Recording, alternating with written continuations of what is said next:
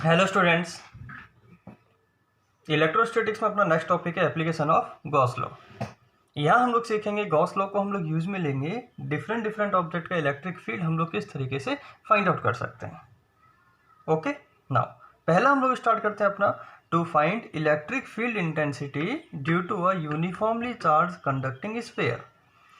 पहले में आपने गिवन है कि एक स्फीयर गिवन है बच्चों, और ये जो स्फीयर है इसकी रेडियस आपको कितनी अज्यूम कर ली हमने r। इस स्फीयर को हमने चार्ज दिया प्लस q चार्ज, जो कि इसके सरफेस पे यूनिफॉर्मली डिस्ट्रीब्यूटेड है। ठीक है, मुझे क्या करना है, और ये स्फीयर कैसा है बच्चों, ये कंडक्टिंग स्फीयर है। एक बात ध्यान रखना, अगर स्फीयर मेरा कंडक्टिंग है तो हम लोग जितना भी इसको चार्ज देंगे पूरा चार्ज कहाँ जाएगा बच्चों, पूरा का पूरा चार्ज ये सरफेस पे जाएगा। ठीक है, अच्छा अगर हम लोग यहाँ पे कंडक्टिंग स्फीयर की बात करते हैं तो कंडक्टिंग स्फीयर के अंदर बच्चों चाहे होलो स्फीयर हो एंड चाहे सॉलिड स्फीयर हो, अगर मेरा कंडक्टिंग स्फीयर चाहे होलो है चाहे सॉलिड है, दोनों केसेस में जो चार्ज होगा हमेशा कहाँ जाएगा, सरफेस के ऊपर जाएगा। यानी कि अंदर चार्ज की वैल्यू हमेशा कितनी होगी, जीरो होगी। यानी कि जो रिजल्ट मेरा होलो स्फीयर के लिए आएगा इलेक्ट्रिक फील्ड फाइंड आउट करने का, एज इट इज मेरा जो रिजल्ट आएगा वो किसके लिए आएगा, सॉलिड स्फीयर के लिए। ठीक है, नाउ मुझे क्या करना है, मुझे ड्यू टू दिस स्फीयर किसी भी पॉइंट पे इलेक्ट्रिक फील्ड की वैल्यू फाइंड आउट करनी है। ठीक है, बट मुझे ये गिवन नहीं है कि मुझे इलेक्ट्रिक फील्ड कहाँ फाइंड आउट करना है। तो इसके लिए हम लोग 3 केस अज्यूम करेंगे बच्चों। पहला केस हम लोग अज्यूम करते हैं, केस नंबर 1, उसे हम लोग मान लेते हैं एट आउटर पॉइंट। पहला जो मेरा केस है बच्चों उसे मैंने मान लिया एट आउटर पॉइंट, मतलब कहीं पे यहाँ पे मुझे इलेक्ट्रिक फील्ड फाइंड आउट करना है। ठीक है, नाउ सेंटर आपने अज्यूम कर लिया स्फीयर का O है, और ये जो पॉइंट P है इसकी जो डिस्टेंस है फ्रॉम द सेंटर वो आपने कितना अज्यूम कर लिया बच्चों, स्मॉल r अज्यूम कर लिया। तो आप यहाँ कह सकते हो r is greater than capital R, मतलब ये पॉइंट कैसा हो गया, ये आउटर पॉइंट हो गया।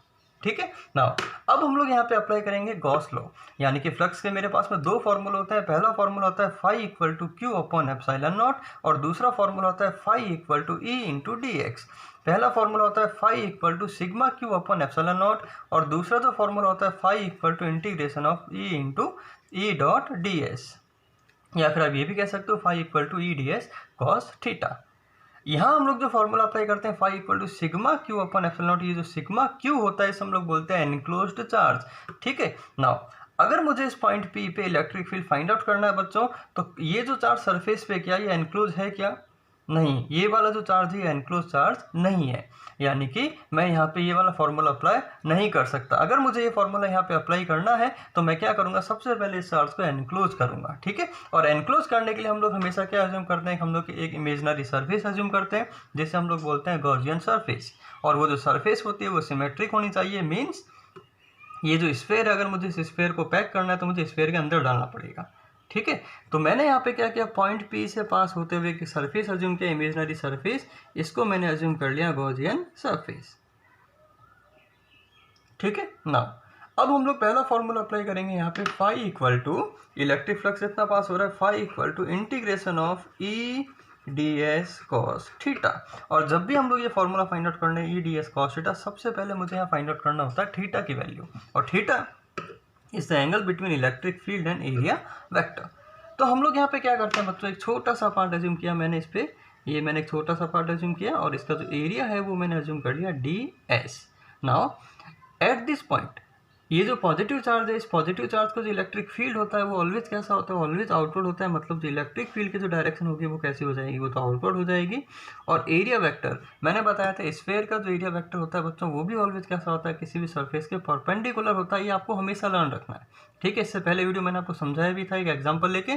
तो ई और डी एस के बीच का यहाँ जो एंगल बन गया बच्चों, एंगल कितना हो गया, थीटा इक्वल टू 0 डिग्री। यहाँ हम लोग वैल्यू पुट करें फाई इक्वल टू ई की वैल्यू आपको फाइंड आउट करनी है integration of close surface D S, और कॉस 0 की वैल्यू कितनी होगी बच्चों, 1।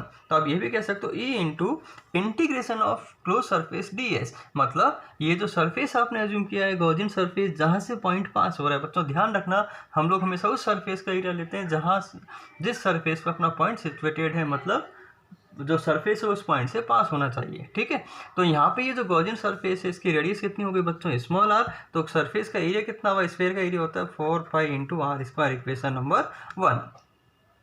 ठीक है, ना सेकंड हम लोग इक्वेशन अप्लाई करते हैं गॉस लॉ से, फाई इक्वल टू, ये इक्वेशन मैं अप्लाई कर रहा हूँ गॉस लॉ से, phi equal to sigma Q upon epsilon naught.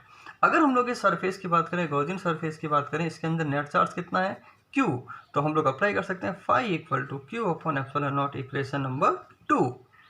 Equation number 1 भी फाई के इक्वल है, इक्वेशन नंबर 2 भी फाई के इक्वल है, तो इक्वेशन नंबर 1 और इक्वेशन नंबर 2 को हम लोग इक्वेट करें तो A into 4 pi r square will be equal to कितना हो जाएगा बच्चों, क्यू अपॉन एप्सिलॉन नॉट। ठीक है, तो यहाँ से ई की वैल्यू हो जाएगी E equal to Q upon 4 pi epsilon naught into R square, and Q upon and 1 upon 4 pi epsilon naught कितना होता है बच्चों, के क्यू अपॉन आर स्क्वायर। ये मुझे मिल गया electric field intensity at outer point of a sphere, तो ए out equal to के क्यू अपॉन आर स्क्वायर। और अगर मैं इसको वेक्टर फॉर्म में लिखता हूँ तो यहाँ पे मैं क्या अप्लाई कर दूंगा, आर कैप। तो यहाँ से ए आउट प्रोपोर्शनल टू कितना हो गया बच्चों, ए आउट प्रोपोर्शनल टू हो गया 1 अपॉन आर का स्क्वायर। ओके, नाउ सेकंड हम लोग लेते हैं, अब मुझे फाइंड आउट करना है एट सरफेस। जो सेकंड केस हम लोग ले रहे हैं बच्चों, पॉइंट नंबर 2 या केस नंबर 2 इसी डेरिवेशन का, वो हम लोग ले रहे हैं एट सरफेस की। स्फीयर की सरफेस पे जो इलेक्ट्रिक फील्ड होगा वो कितना हो जाएगा, ये आपको फाइंड आउट करना है। ठीक है, नाउ अब मैंने क्या किया, सरफेस पे इलेक्ट्रिक फील्ड फाइंड आउट करने के लिए आपने लिया small R equal to capital R. अब मुझे क्या फाइंड आउट करना है, यहाँ पे ये स्फीयर मेरा एज इट इज़ है, यहाँ इस पॉइंट पे मुझे इलेक्ट्रिक फील्ड की वैल्यू फाइंड आउट करनी है। तो बच्चों यहाँ से स्मॉल आर इक्वल टू कितना हो जाएगा, कैपिटल आर, और इसको आपने जो चार्ज दिया प्लस क्यू चार्ज वो इसके ऊपर यूनिफॉर्मली डिस्ट्रीब्यूटेड है। ठीक है, तो हमारा जो फॉर्मूला आया था ई इक्वल टू के क्यू अपॉन आर स्क्वायर, यहाँ अगर हम लोग स्मॉल आर इक्वल टू कितना पुट कर दे बच्चों, कैपिटल आर, तो ई इक्वल टू कितना हो जाएगा एट सरफेस के क्यू अपॉन कैपिटल आर का स्क्वायर। और यहाँ पे के भी कांस्टेंट है, क्यू भी कांस्टेंट है, आर भी कांस्टेंट है, इसका मतलब सरफेस पे जो वैल्यू मिलती है बच्चों को कैसे मिलती है, कांस्टेंट मिलती है, और ऑलवेज कैसे मिलती है आपको, मैक्सिमम मिलती है। Okay, now case number 3। Now अब हम लोग बात करें एट इनर पॉइंट। अगर हम लोग इस स्फीयर के अंदर इलेक्ट्रिक फील्ड फाइंड आउट करना चाहें तो स्मॉल आर लेस देन कितना हो गया, कैपिटल आर। इसी डायग्राम में समझा देता हूं मैं आपको कि सपोज करो मुझे इस पॉइंट पे, अब ये जो पॉइंट है ये कहाँ आ गया, ये इस स्फीयर के अंदर आ गया। अब इस पॉइंट पे मुझे इलेक्ट्रिक फील्ड को फाइंड आउट करना है, तो यहाँ से मैं क्या करूँगा, इसके अंदर गॉसियन सरफेस एक अज्यूम करूँगा, और इस गॉसियन सरफेस के अंदर जो चार्ज है वो हम लोग देखते हैं। तो यहाँ गॉसियन सरफेस के अंदर चार्ज कितना है बच्चों, सरफेस के अंदर चार्ज तो 0 है, क्योंकि पूरा पूरा चार्ज क्या है इसकी सरफेस पे। यानी कि अगर अंदर चार्ज की वैल्यू 0 है तो ऑब्वियस ही बात है, जो इनर पॉइंट होगा उस पर इलेक्ट्रिक फील्ड की वैल्यू भी कितनी हो जाएगी बच्चों, 0 हो जाएगी। यानी कि किसी भी स्फीयर के अंदर जो इलेक्ट्रिक फील्ड होता है, कंडक्टिंग स्फीयर के अंदर जो इलेक्ट्रिक फील्ड होता है वो ऑलवेज कितना होता है, 0 होता है। ठीक है, नाउ अब हम लोग ये ग्राफ ड्रॉ करते हैं। यहाँ वाई एक्सिस में हम लोग ले रहे हैं electric field E, and x axis में हम लोग अज्यूम कर रहे हैं डिस्टेंस आर।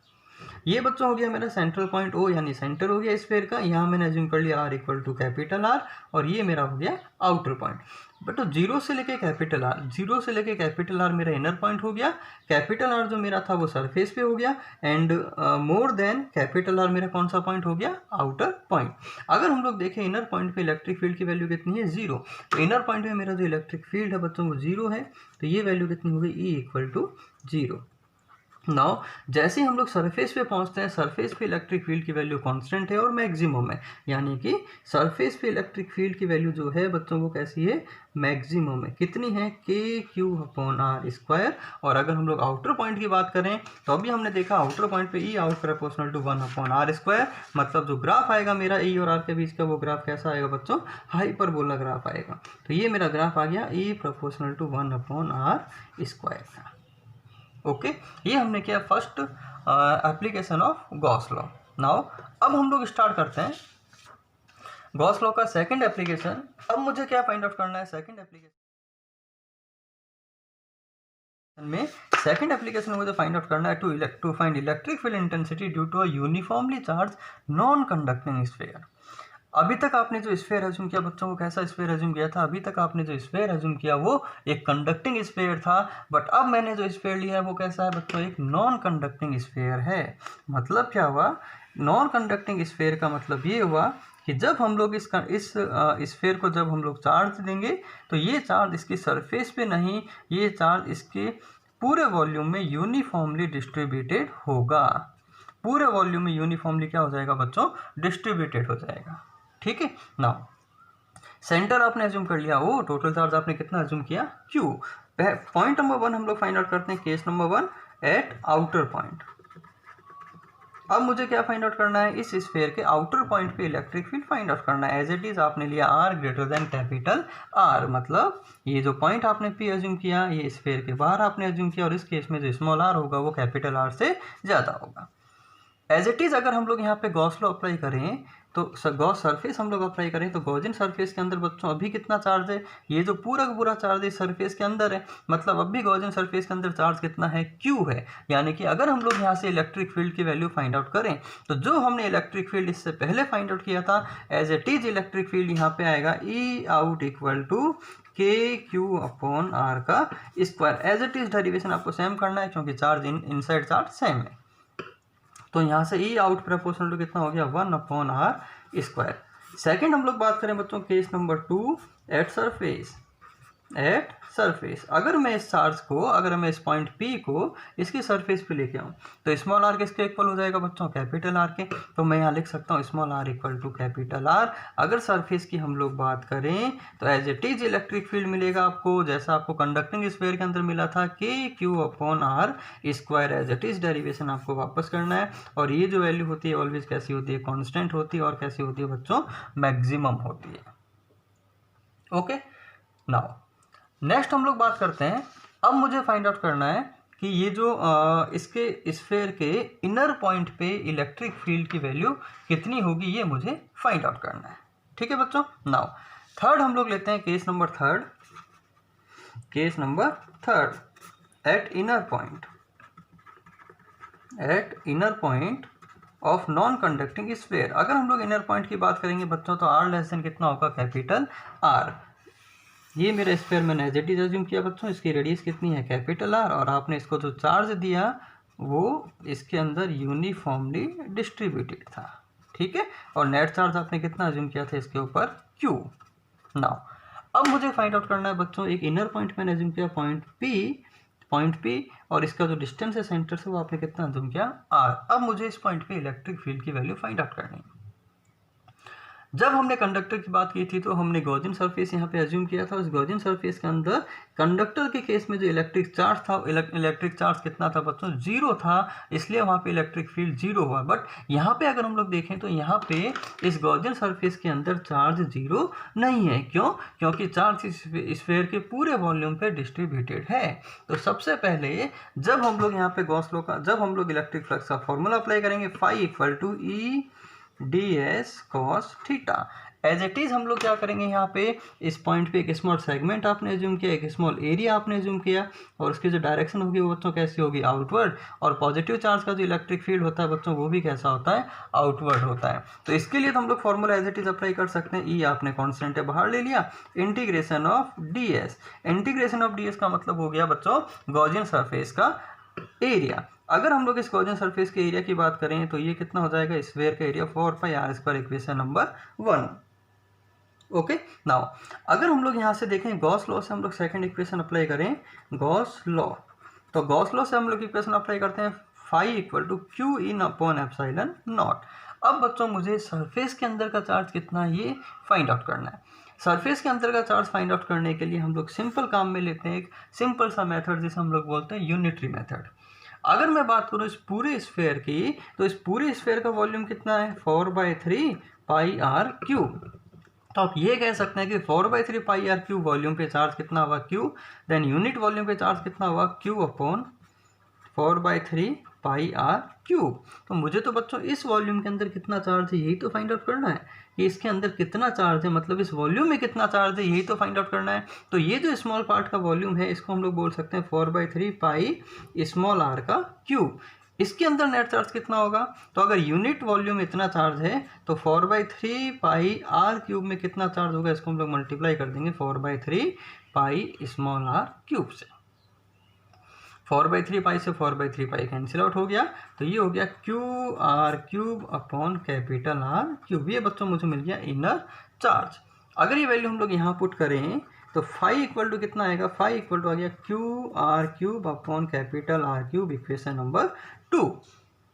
नाउ अगर हम लोग कंपेयर करें equation number 1 and equation number 2 को, तो E into 4πr² will be equal to KR³ upon R³, then E will be equal to K 1/4πε0, यहाँ पे साथ में बच्चों आएगा ε0 Q अपॉन ε0।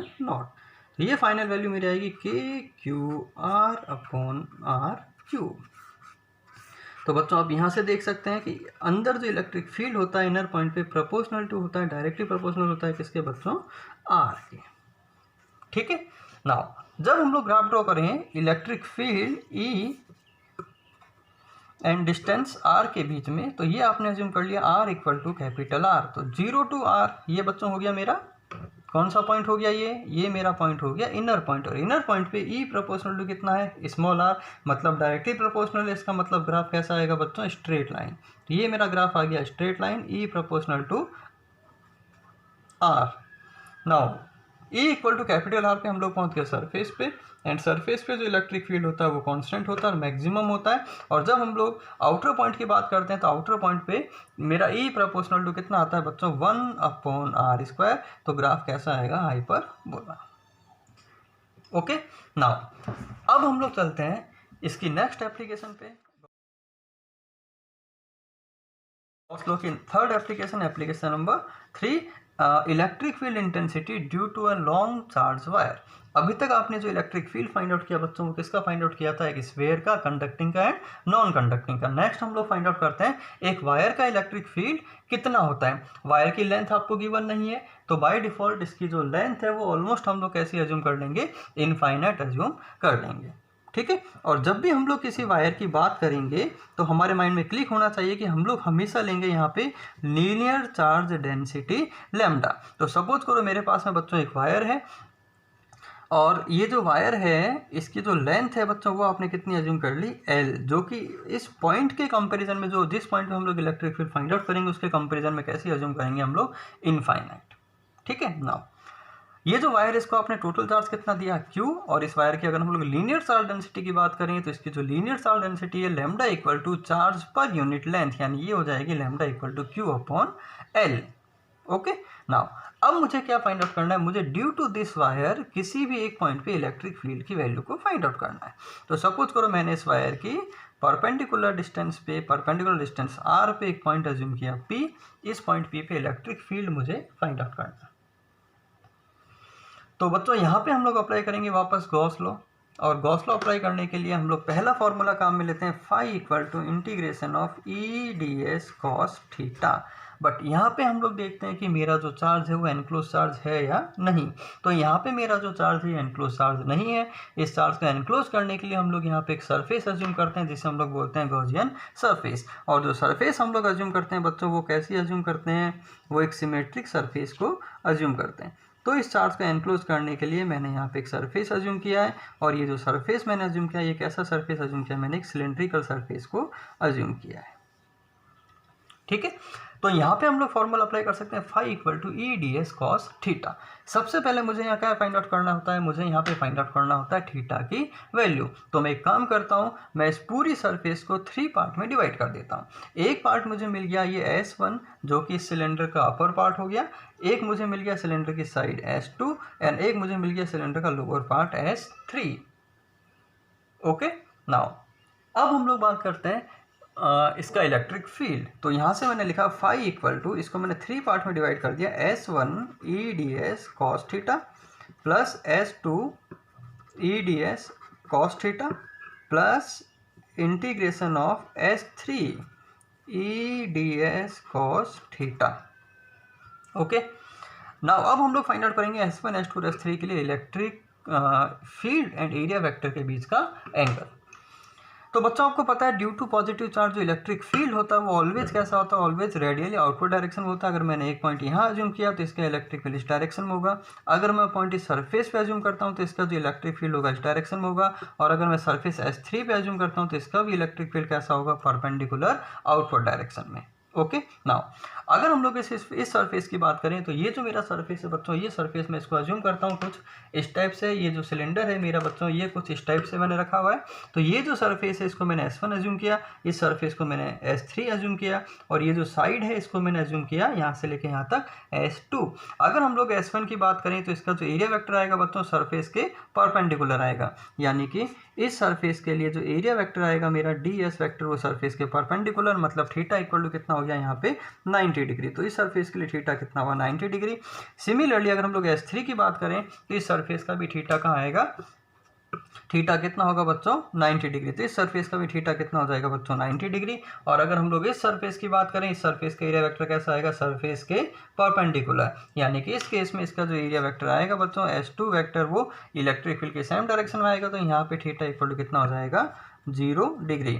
इस सरफेस का थीटा 90 डिग्री, cos 90 वैल्यू 0, यहाँ पे cos 90 की वैल्यू 0, मतलब S1 और S2 से कोई फ्लक्स पास नहीं होगा। तो फ्लक्स केवल पास होगा मेरा फाई इक्वल टू ई को आपने बाहर लिया, इंटीग्रेशन ऑफ ds cos 0 की वैल्यू कितनी हो गई 1। Integration of ds of S2 का मतलब हुआ कि S2 का एरिया, मतलब यहाँ से लेके यहाँ तक का एरिया, और ये जो एरिया होता है बच्चों इसे हम लोग बोलते हैं सिलेंडर का कर्व सरफेस का एरिया। और ये जो सिलेंडर है इसका कर्व सरफेस के एरिया का फॉर्मूला होता है 2 पाई, इसकी जो रेडियस है वो बच्चों कितनी हो जाएगी small r, 2 pi r into height, but height जो सिलेंडर की उस वायर की लेंथ के इक्वल होगी, तो 2 pi r into l equation number 1। ठीक है, सिमिलरली हम लोग अप्लाई करें यहाँ पे गॉस लॉ, तो with using Gauss law we can apply phi equal to Q in upon epsilon naught. यहाँ पे बच्चों इस सिलेंडर के अंदर चार्ज कितना है, टोटल चार्ज Q। तो अगर हम लोग यहाँ से Q की वैल्यू पुट करें तो Q किसके इक्वल हो जाएगा लैम्डा इंटू एल। तो ये हो गया lambda L upon epsilon naught equation number 2। अगर हम लोग equation number 1 and equation number 2 को आपस में कंपेयर करें, then E into 2 pi R into L will be equal to lambda L upon epsilon naught. अगर एल से एल कैंसिल आउट हो गया तो E equal to 1 upon 2 pi epsilon naught, ये लैम्डा इंटू कितना हो गया बच्चों R। तो E equal to lambda upon 2 pi epsilon naught into R, और we can say E proportional to 1 upon R। ठीक है, तो किसी भी वायर का जो इलेक्ट्रिक फील्ड होता है वो डिस्टेंस के इन्वर्सली प्रोपोर्शनल होता है। अगर हम लोग यहाँ पे ग्राफ ड्रॉ करें बच्चों E और R के बीच में, तो E proportional to 1 upon R, मतलब ग्राफ कैसा आएगा मेरा वापस से हाइपरबोला मेरा ग्राफ आएगा। ओके, नेक्स्ट हम लोग फाइंड आउट करते हैं to find electric field intensity due to a uniformly charge non conducting sheet. अभी तक आपने फाइंड आउट किया स्फीयर का, वायर का। अब हम लोग बात करते हैं बच्चों एक नॉन कंडक्टिंग शीट की। शीट हम लोग समझते हैं एक बेसिक शीट जिसे हम लोग अज्यूम कर सकते हैं एक प्लेन शीट। 2 टाइप की होगी बच्चों मेरे पास में, एक होगी कंडक्टिंग एंड एक होगी नॉन कंडक्टिंग। सपोज करो बच्चों मेरे पास में इसको मैंने अज्यूम कर लिया एक नॉन कंडक्टिंग और कंडक्टिंग शीट, ये मैंने अज्यूम की बच्चों एक कंडक्टिंग शीट मान लेते हैं। तो अगर मैं यहाँ पे बात करूँगा एक नॉन कंडक्टिंग शीट की, तो जब हम लोग नॉन कंडक्टिंग शीट को चार्ज देंगे तो चार्ज इसके पूरी सरफेस पे यूनिफॉर्मली डिस्ट्रीब्यूटेड होगा। मतलब अगर मैंने इसको यहाँ चार्ज दिया तो यहाँ भी चार्ज रहेगा और यहाँ भी चार्ज रहेगा। ठीक है, लेकिन अगर हम लोग बात करते हैं कंडक्टिंग शीट की, तो कंडक्टिंग शीट में जो कंडक्टर के अंदर जो इलेक्ट्रिक फील्ड होता है बच्चों वो हमेशा कितना होता है 0 होता है। ये बात आपको ध्यान रखनी है कि नॉन कंडक्टिंग शीट में शीट के अंदर इलेक्ट्रिक फील्ड की वैल्यू कभी 0 नहीं होगी, बट कंडक्टिंग शीट में शीट के अंदर इलेक्ट्रिक फील्ड की वैल्यू कितनी होगी बच्चों 0 होगी। ठीक है, तो नाउ मैंने यहाँ पे अज्यूम की एक नॉन कंडक्टिंग शीट बच्चों, ये एक मैंने शीट अज्यूम की यहाँ पे, और इसकी जो सरफेस चार्ज डेंसिटी है वो कितनी है सिग्मा। सरफेस चार्ज डेंसिटी जब भी हम लोग एरिया की बात करते हैं तो हम लोग लेते हैं सरफेस चार्ज डेंसिटी, और इस पर नेट चार्ज आपने कितना अज्यूम कर लिया बच्चों Q। इस शीट को मैंने ऐसे रखा हुआ है सरफेस के परपेंडिकुलर। अब मुझे ड्यू टू दिस शीट इस पॉइंट पे इलेक्ट्रिक फील्ड की वैल्यू को फाइंड आउट करना है। तो यहाँ पे मैंने एक पॉइंट अज्यूम किया P, इस पॉइंट P पे मुझे इलेक्ट्रिक फील्ड फाइंड आउट करना है। पॉइंट P पे इलेक्ट्रिक फील्ड फाइंड आउट करने के लिए हम लोग फॉर्मूला अप्लाई करते हैं phi equal to integration of E d s cos theta. तो सबसे पहले हम लोग देखते हैं कि अपना जो चार्ज है वो एनक्लोज्ड है या नहीं। इस शीट को मैंने चार्ज दिया, यहाँ भी चार्ज है और यहाँ भी चार्ज है। ठीक है। नाउ अगर मैं यहाँ पे इस पॉइंट पे इलेक्ट्रिक फील्ड फाइंड आउट करना चाहूँ तो मुझे ये देखना पड़ेगा कि चार्ज मेरा तो एनक्लोज नहीं है, और अगर इस चार्ज को अगर मुझे इस शीट का फील्ड फाइंड आउट करना है तो मुझे पहले इस चार्ज को एनक्लोज करना पड़ेगा। इस शीट को एनक्लोज करने के लिए बच्चों हमारे पास में हमें क्या करना पड़ेगा, इस शीट को एनक्लोज करने के लिए गॉसियन सरफेस को अज्यूम करना पड़ेगा, और सरफेस जो होगा वो कहाँ से पास होगा, सरफेस इसी पॉइंट से पास होगा जिस पॉइंट पे आपको इलेक्ट्रिक फील्ड की वैल्यू को फाइंड आउट करना है। तो इसका इलेक्ट्रिक फील्ड फाइंड आउट करने के लिए हमने एक सरफेस अज्यूम किया जो दिखने में कैसा होगा बच्चों, एक क्यूबॉइडिकल सरफेस होगा। इस टाइप से एक सरफेस आपने अज्यूम किया, ये शीट पूरी पैक हो गई। नाउ अब मैंने क्या किया, इस सरफेस के अगेन मैंने 3 पार्ट किए। इस एरिया को मैंने अज्यूम कर लिया S1, इस एरिया को मैंने अज्यूम कर लिया S2 एंड इस एरिया को मैंने अज्यूम कर लिया S3। ओके। नाउ सबसे पहले अगर हम लोग S3 या इस पॉइंट S3 की बात करें तो आपको पता है ड्यू टू पॉजिटिव चार्ज जो इलेक्ट्रिक फील्ड होता है बच्चों वो हमेशा कैसा होता है, परपेंडिकुलर आउटवर्ड। अगर हम लोग S2 की बात करें तो S2 पे मैंने एक पॉइंट सपोज करो बच्चों यहाँ अज्यूम कर लिया, इसका भी इलेक्ट्रिक फील्ड होगा परपेंडिकुलर आउटवर्ड। और अगर मैंने एक पॉइंट को अज्यूम किया S1 पे, इसका भी फील्ड जो होगा बच्चों वो कैसा होगा, perpendicular outward. Okay. Now second thing मुझे ये फाइंड आउट करना है कि एरिया वेक्टर की डायरेक्शन कौन सी होगी। अगर बच्चों सपोज करो मैंने शीट कुछ इस टाइप से लिए तो एक मेरा एरिया हो गया ये वाला S3, ये मेरा एरिया हो गया S2 एंड ये वाला मेरा एरिया हो गया S1। अगर हम लोग S3 की बात करें तो इसका जो एरिया वेक्टर आएगा वो परपेंडिकुलर टू प्लेन यानी कि आउटवर्ड डायरेक्शन में आएगा बच्चों। इसका मेरा एरिया वेक्टर सरफेस के परपेंडिकुलर यानी कि इलेक्ट्रिक फील्ड से कितने एंगल पे आएगा बच्चों, 90 डिग्री पे। और अगर हम लोग इस सरफेस की बात करें तो इसका एरिया वेक्टर भी सरफेस के परपेंडिकुलर, मतलब ये भी कैसा आएगा बच्चों, आउटवर्ड डायरेक्शन में आएगा। ठीक है। तो यहाँ पे हम लोग कह सकते हैं पहले की तरह कि जो S2 है यहाँ पे थीटा कितना हुआ, 90 डिग्री, तो cos 90 की वैल्यू कितनी हो जाएगी, 0, मतलब S2 से कोई फ्लक्स पास नहीं होगा। तो हम लोग फॉर्मूला अप्लाई कर सकते हैं phi equal to integration of, एक तो हमारा फ्लक्स पास होगा S1 से E d s cos 0 plus दूसरा मेरा फ्लक्स पास होगा S2 से, यहाँ भी अप्लाई करेंगे ई डी एस कॉस 0।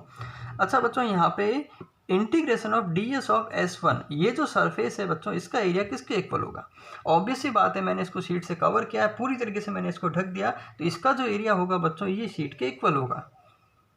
इसका जो एरिया होगा वो इस शीट के एरिया के इक्वल होगा। शीट का एरिया आपने कितना अज्यूम किया है बच्चों, कैपिटल ए, तो इस सरफेस का एरिया भी कितना हुआ, कैपिटल ए, सरफेस का एरिया भी कितना हुआ, कैपिटल ए। तो ए इंटू कंप्लीट एरिया हो गया ई ए प्लस ई इंटू ये भी कितना हुआ ए, यानी कि फाई इक्वल टू 2E, ये इक्वेशन नंबर 1।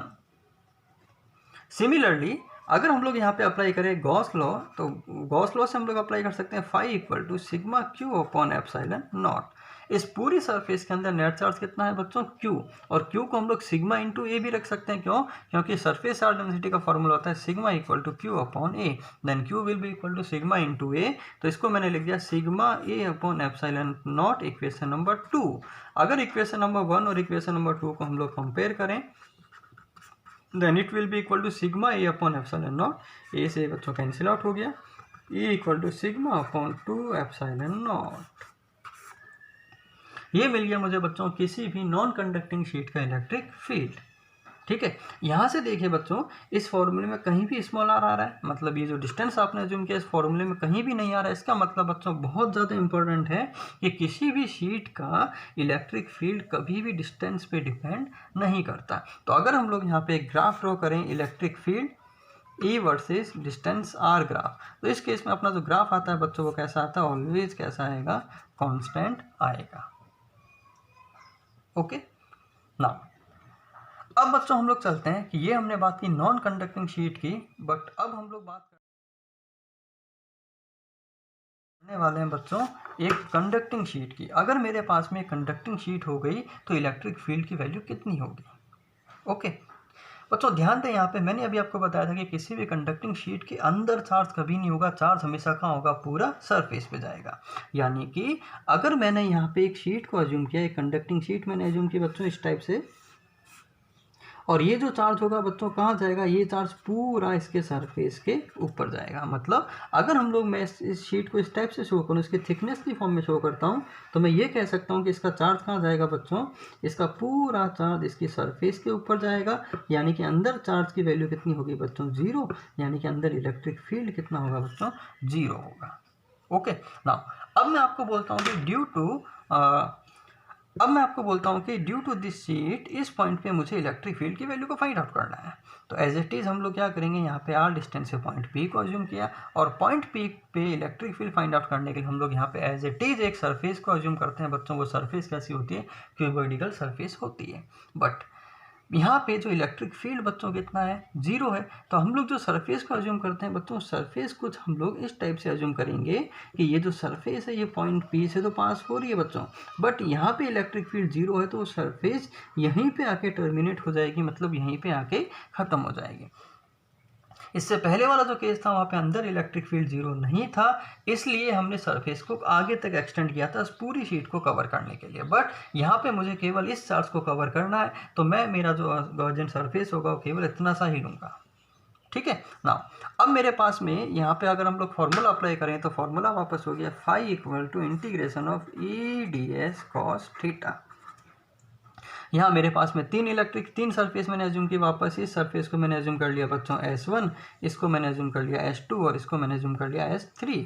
पॉजिटिव चार्ज का फील्ड ऑलवेज आउटवर्ड होगा। S3 का जो एरिया वेक्टर होगा वो भी बच्चों कैसा होगा, आउटवर्ड डायरेक्शन होगा। थीटा इक्वल टू कितना हो गया S3 के लिए 0 डिग्री। सिमिलरली S2 के लिए जो थीटा इक्वल टू होगा बच्चों वो 90 डिग्री। एंड S3 के अंदर बच्चों इलेक्ट्रिक फील्ड की वैल्यू 0, S1 के अंदर इलेक्ट्रिक फील्ड की वैल्यू 0 है, इसलिए फाई भी कितना होगा 0। तो यहाँ मुझे फाई 0 मिल गया, यहाँ मुझे फाई 0 मिल गया, मुझे फाई ऑलरेडी मिल रहा है ड्यू टू S3। तो यहाँ पे हम लोग लिखेंगे फाई इक्वल टू ई को आपने बाहर ले लिया, integration of D S of S3, और S3 का जो एरिया होगा बच्चों वो इस शीट के एरिया के इक्वल होगा, इसकी सरफेस चार्ज डेंसिटी। वापस आपने sigma q and A, then आप अप्लाई कर सकते हैं E into A, equation number 1। Second equation हम लोग अप्लाई करते हैं बच्चों गॉस लॉ से। Phi equal to Q in upon epsilon naught. बच्चों क्यू इन की वैल्यू कितनी है, अभी क्यू इन आपका वही है sigma into A upon epsilon naught, equation number 2 from equation number 1 and 2। अगर हम लोग इन दोनों वैल्यू को इक्वल पुट करें तो E A equal to sigma A upon epsilon naught, A से ए कैंसिल आउट हो गया, E equal to sigma upon epsilon naught. मतलब अगर आपको कंडक्टिंग शीट का जो इलेक्ट्रिक फील्ड फाइंड आउट करना है, नॉन कंडक्टिंग शीट का जो इलेक्ट्रिक फील्ड होता है उसका जस्ट डबल होता है। ठीक है। और अगर हम लोग यहाँ से ग्राफ ड्रॉ करें ई वर्सेस आर ग्राफ, तो अभी आप देख रहे हैं कि ई आर पे डिपेंड नहीं कर रहा है, तो वैल्यू कैसी मिलेगी बच्चों, मुझे यहाँ पे भी वैल्यू कांस्टेंट मिलेगी।